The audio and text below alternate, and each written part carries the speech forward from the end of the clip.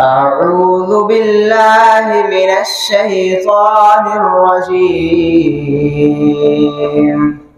بسم الله الرحمن الرحيم. آمن الرسول بما أنزل إليه من ربه والمؤمنون كل آمن بالله وملائكته وكتبه ورسله لا نفرق بين أحد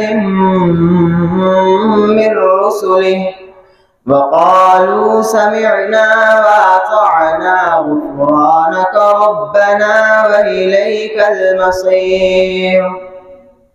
لا يكلف الله نفسا إلا وسعها لها ما كسبت وعليها ما اكتسبت ربنا لا تؤاخذنا إن نسينا أو أخطأنا ربنا ولا تحمل علينا إصرا كما حملته على الذين من قبلنا ربنا ولا تحملنا ما لا طاقة لنا به واعف عنا واغفر لنا وارحمنا أنت مولانا فانصرنا على القوم الكافرين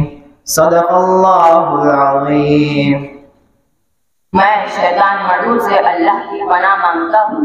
शुरू करता हूँ अल्लाह के नाम से जो बड़ा मेहरबान निहायत रहम करने वाला है। रसूल पर जो कुछ उसके रब की तरफ से नाज़िल हुआ उस पर वो खुद भी ईमान लाया और सब मोमिन भी ईमान लाए। ये सब अल्लाह, उसके फरिश्तों, उसकी किताबों और उसके रसूलों पर ईमान लाए। कहते हैं हम अल्लाह के रसूलों में से किसी में भी फर्क नहीं डालते। हमने अहकाम सुने और अताअत कबूल की। ऐ हमारे रब, हम तेरी मग़फ़िरत चाहते हैं और तेरी तरफ लौट जाना है। अल्लाह किसी को उसकी ताकत से ज़्यादा तकलीफ नहीं देता। जो अच्छा काम करेगा उसे उसका अज्र मिलेगा और जो बुरा काम करेगा तो उसका वबाल भी उस पर है।